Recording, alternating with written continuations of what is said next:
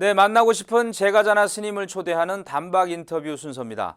고려 중기의 고승인 진각국사 해심 스님이 펴낸 옛 선사들의 문답 모음집 선문염송은 가나선 수행의 지침서이자 한국 최고의 선서로 꼽히고 있습니다.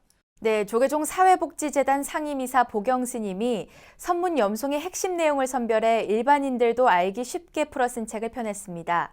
불교계의 대표적인 저술가로 꼽히는 보경 스님과의 인터뷰, 첫 번째 순서를 보내드립니다. 예, 스님 안녕하십니까? 안녕하십니까? 네.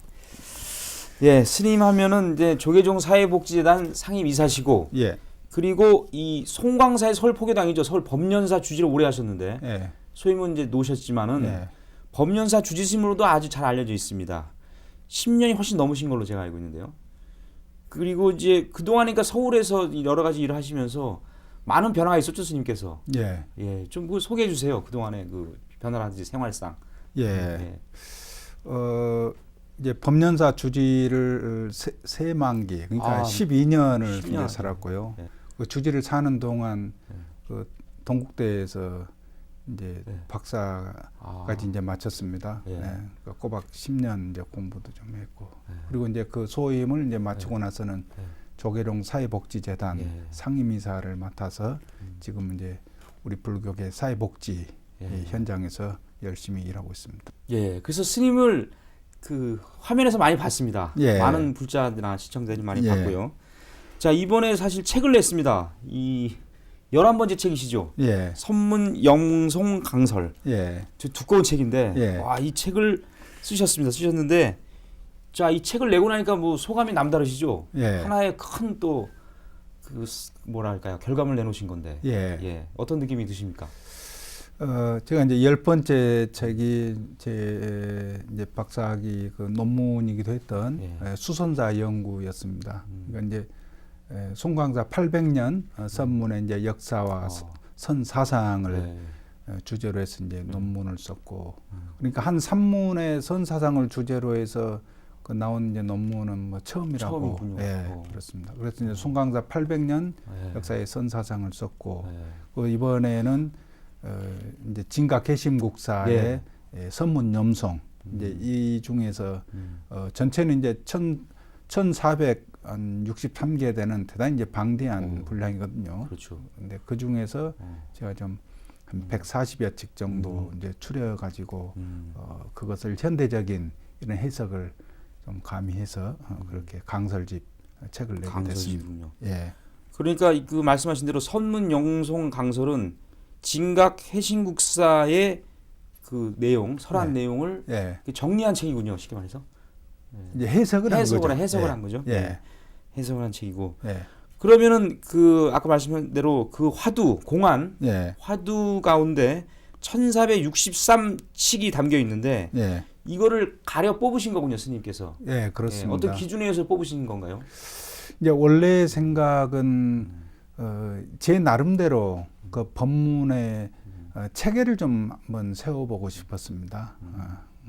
그래서 이제 그래서 이제 선문염송을 가지고 그 중에서 한 100칙을 좀 한번 추려보겠다. 이제 이렇게 생각해서 했던 건데 원래 목표는 100칙이었죠.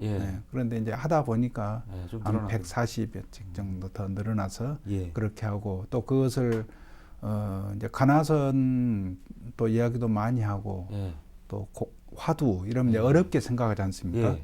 근데 그것을 좀 현대 사람들의 감각에 맞게 좀 흥미롭게 볼 수가 분명히 있거든요. 그래서 저는 거기에 착안해가지고 한번 제 나름대로 현대적이고 또 인문학적인 해설을 곁들여서 책을 한번 썼습니다. 예.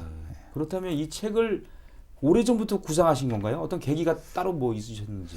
그러니까 이제 포교당 주지를 하면서 신도들에게 법문을 하지 않습니까? 그러면 어떻게 하면 그 신도들에게 조금 요즘 하는 말로 이제 임팩트 있게 이렇게 할 수 있을까? 쉬우면서도 조금 더 머릿속에 강렬한 주제를 가지고 할 수 있나? 이제 이렇게 할 때 저는 이 그 공안집 화두를 가지고 이야기하는 게 풀어나가는 게 제일 법문하는 재미도 있고 좋더라고요. 그래서 이제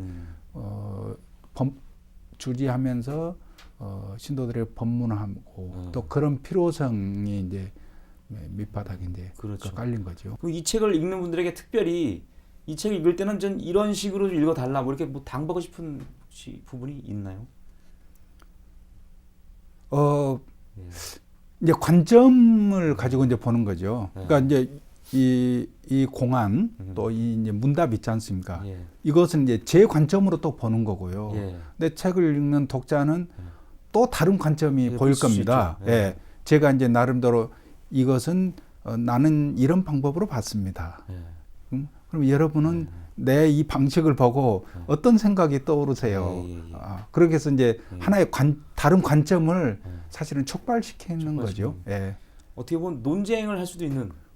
그렇죠. 이제 논쟁도 논쟁이지만 예. 우리가 흥미로운 이야기처럼 다양한 이야기를 해볼 수 있고 그래서 또 다양한 그 속에는 또 메시지가 있고 또 교훈이 있고 법문이 있고 그렇죠. 깨달음이 있고 그러니까 뭐 그러면 재미가 있죠. 예. 재미있을 전혀 것 어렵지 않습니다.